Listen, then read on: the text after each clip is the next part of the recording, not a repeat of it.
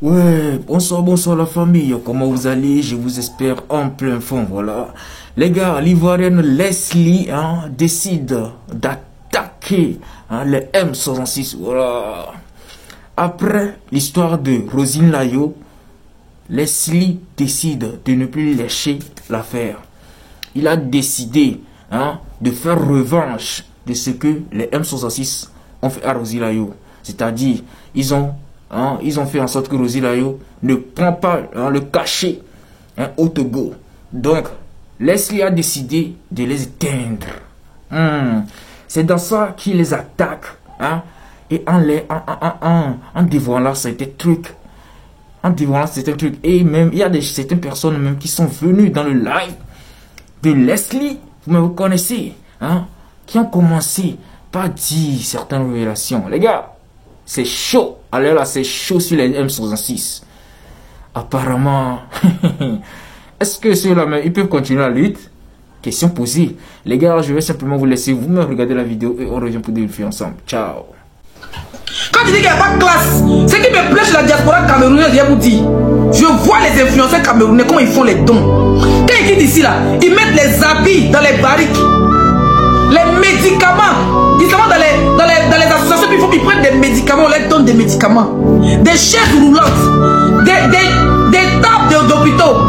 Ou bien ils mettent des lits, de faire des GoFundMe pour escroquer les Togolais là. Vous faites des GoFundMe. Vous prenez cet argent, vous partez, vous devez être un représentant. Vous descendez à Lomé. Vous commencez même pas à Lomé, vous partez dans les endroits comme Kara. Dans les endroits reculés, le président, il n'est pas censé savoir ce qui se passe dans un petit village de Kara. Il a ce qu'on appelle les maires, il a ce qu'on appelle les députés. Si eux c'est des voleurs, ils ont volé par les années, c'est pas lui sa faute. Vous, en tant que diaspora, vous partez là, battez-vous positivement. Vous prenez, vous cotisez, vous arrivez à Lomé, là-bas à Lomé il y a pas, vous prenez les lits d'hôpital, ici même les gens jettent. Vous prenez, vous mettez dans le conteneur. Dans vos villes respectives éloignées du Togo là, vous partez faire des dons de vêtements aux enfants. Vous partez faire des dons de médicaments. Les hôpitaux là, vous payez pour des peintures. Vous en tant qu'influenceur, vous partez peinturer, vous peintrez les murs où les femmes et les enfants accouchent. Vous déposez les lits. Les femmes, les sages-femmes qui sont là-bas là, vous prenez des blousons ici en Europe, partez les donner. Le gouvernement n'est pas censé faire tout pour vous. On va se plaindre de tout le gouvernement pendant des années. Je ne suis pas censé faire tout pour vous. Vous êtes des fois un voleur, mais vous êtes en train de voler le peuple en portant des habits rouges, bande de bas bien là. Vous êtes en train de voler le peuple en faisant les gros familles que vous faites là. Vous ne pouvez pas prendre les gros familles là, les faire des dons dans les hôpitaux. Les femmes qui sont là, parce qu'il n'y a pas de carte vitale en Afrique, c'est pas seulement au Togo, même en Côte d'Ivoire. Il y a des femmes qui accouchent, elles n'ont pas de l'argent pour payer, on confisque les bébés, on confisque les papiers. Ça c'est partout. C'est partout en Afrique, c'est pas seulement en Côte d'Ivoire.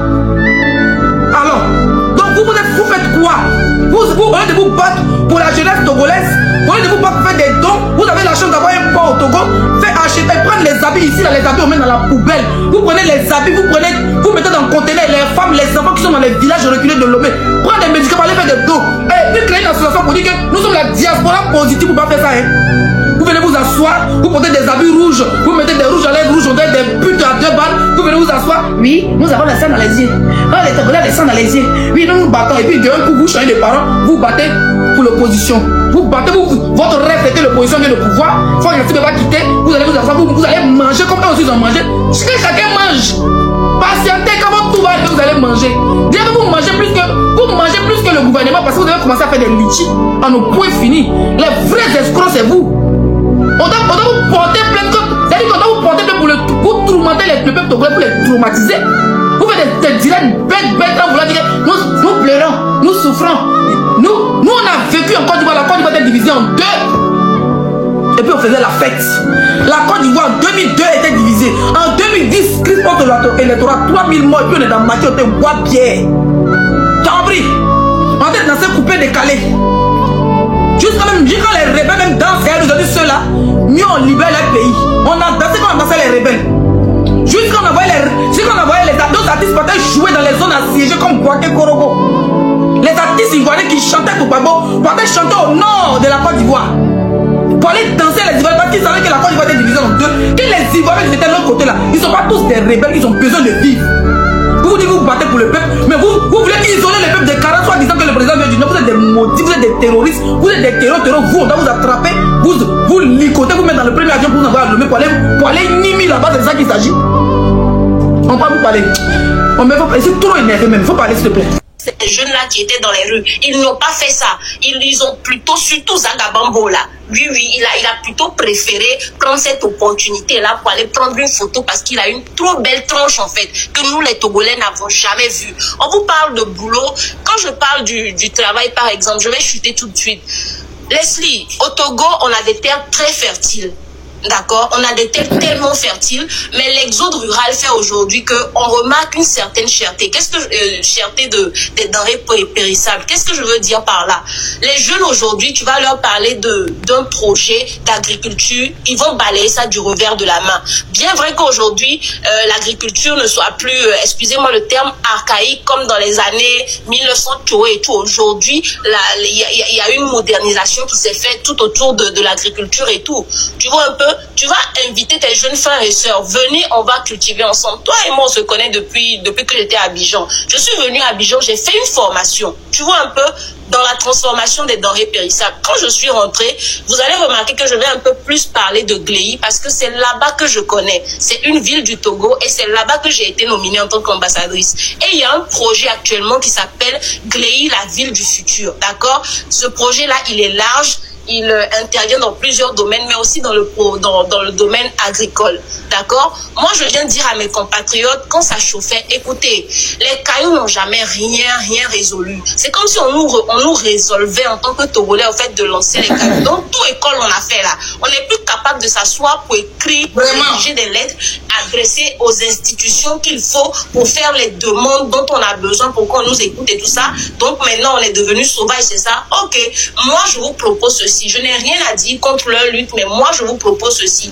Venez ensemble, il y a un projet dans tel endroit. Et je n'étais pas la seule à proposer. Tous mes frères qui sont sur ce panel-là, tous autant qu'ils sont, ils ont fait la promotion de plusieurs projets hein, qui étaient mis en place par le gouvernement, pas seulement cette année, depuis des années en fait précédentes. Donc moi, je leur dis, venez, on va cultiver la terre. Moi, je suis venue à Abidjan, j'ai appris comment transformer les denrées périssables. On peut transformer on peut faire du Togo un carrefour agricole, même dans l'Afrique de l'Ouest, en fait. Vous comprenez un peu? Mais quand vous leur dites ça, quand vous imaginez? Pardon? Je dis avec le porc qui va avec.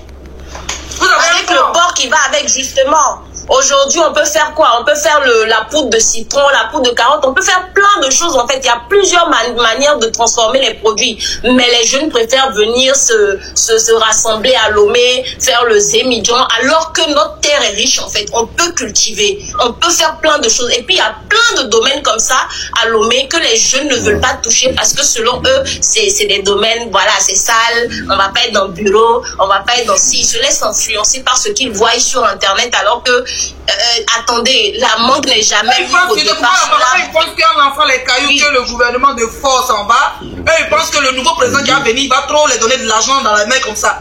Non. Non, mais ça, c'est un peu...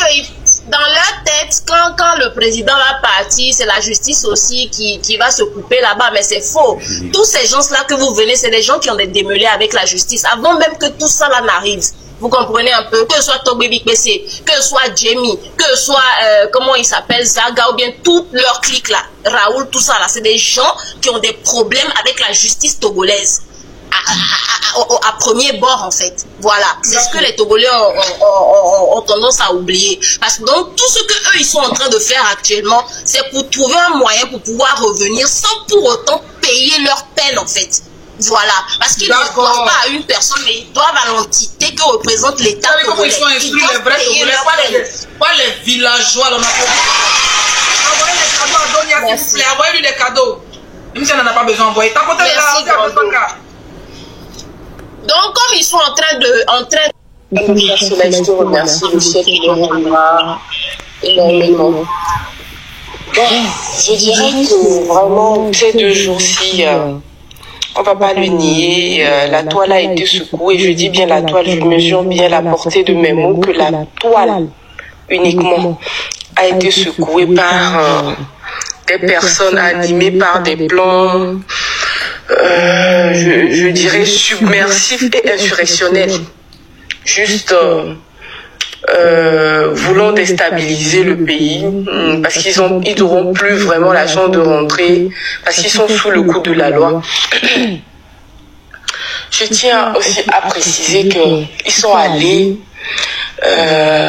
dénigrer notre très cher président du Conseil que je nomme son Excellence Monsieur Faure Gnassingbé, dont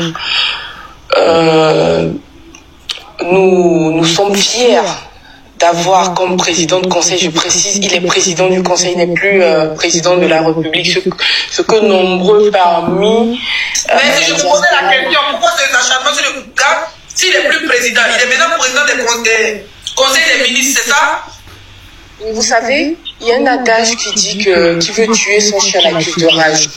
Et quand même tu es dans son dos, on t'accuse de lever la poussière.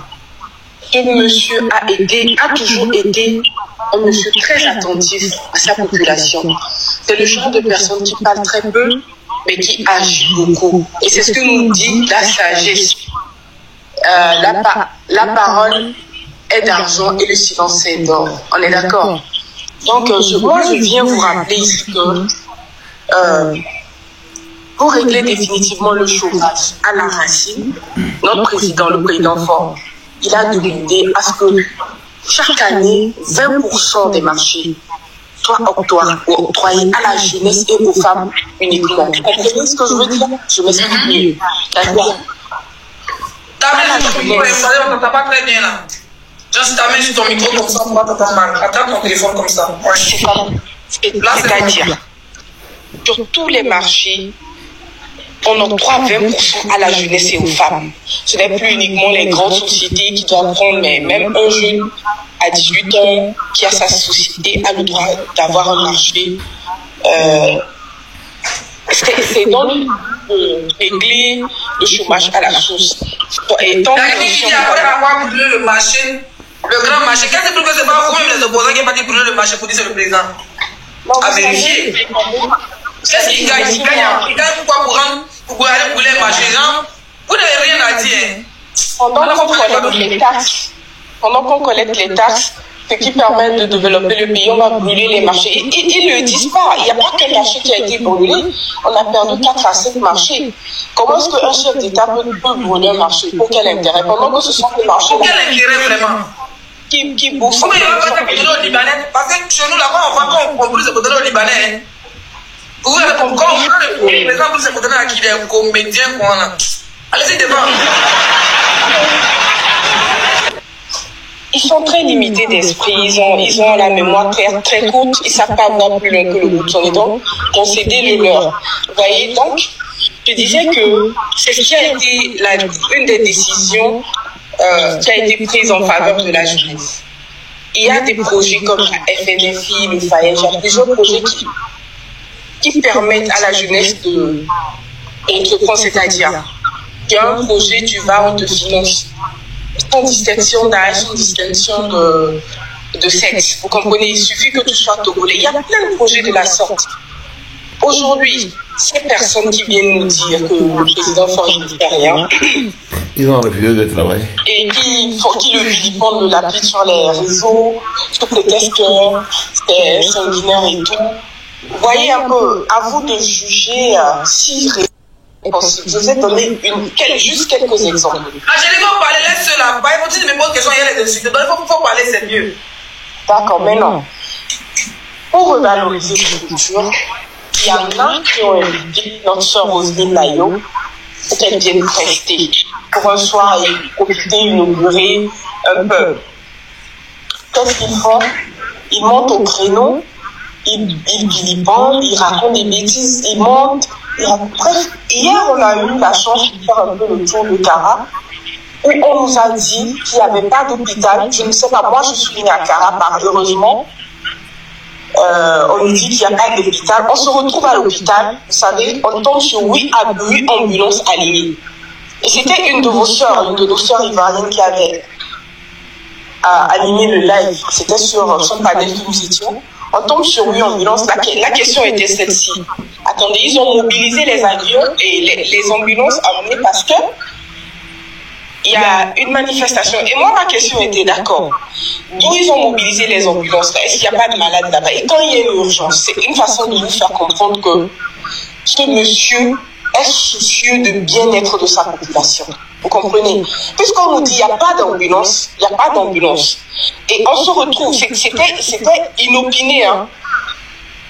On s'est retrouvé dans un live et la dame me dit, bon d'accord, fais-nous voir si tu es vraiment Kara, fais-nous voir. Mais rapidement, j'ai filé à l'hôpital de Kara. Tous tombaient des nues. On arrive dans le marché, on monte, je montre le marché. Ils disent non, c'est pas vrai, on venait de leur montrer un petit quartier où il y a des gens qui avaient mis leur étalage au sol et tout. En fait, ils vont croire aux gens que les gens ils vivent très mal. Il y a une buée de gari avec beaucoup d'eau dedans. En fait, ils se foutent de nous, ces gens-là. Oui, je suis d'accord. Mais heureusement que Madame Leslie, vous connaissez le Togo, vous êtes venue, vous connaissez les réalités. Donc, est-ce que dans un pays, on peut nous dire que dans tous les pays au monde tout va? Non, ça ne va pas. Partout, il y a des problèmes. Chaque pays, sa réalité.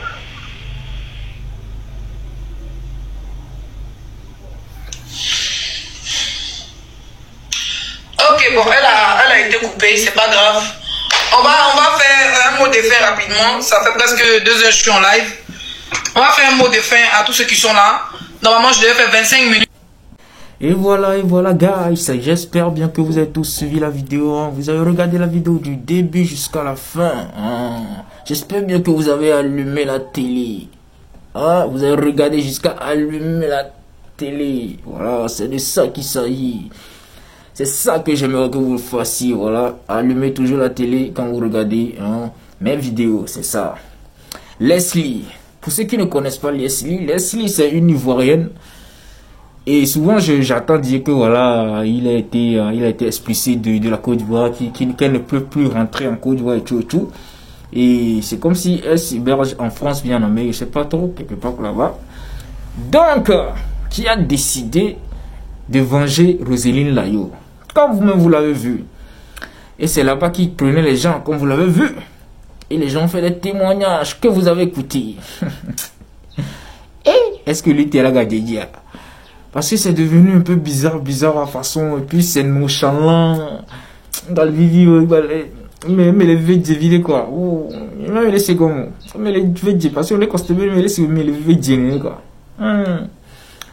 Et aussi Leslie nous avait aidé au moment de donner TV, voilà, et tout.